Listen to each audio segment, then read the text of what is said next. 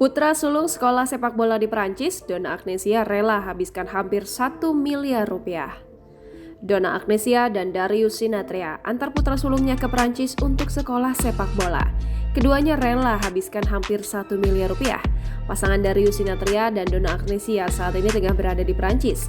Keduanya kompak mengantarkan putranya, Lionel Nathan Sinathrya, untuk menggapai cita-cita.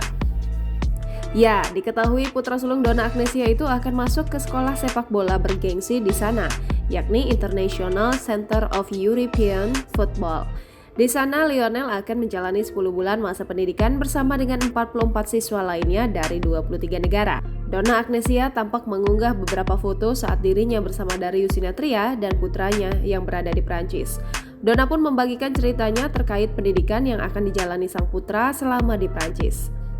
Donna dan Darius tentu memiliki kekhawatiran sendiri ketika melihat anaknya akan hidup sendiri untuk mengenyam pendidikan di negeri orang. Ia pun meminta doa agar sang anak bisa betah dan mampu belajar dengan baik.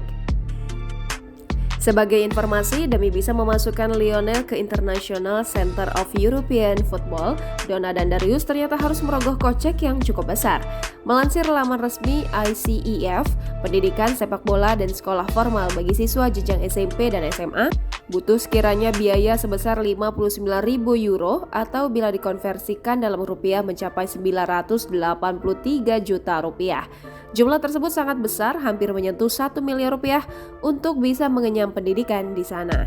Unggahan Donna Agnesia itu lantas dibanjiri ucapan doa dari rekan sesama artis. Mereka mendoakan agar putra sulungnya itu diberikan kelancaran dalam menempuh pendidikan di Perancis. Jangan lupa subscribe, share, komen, dan like ya!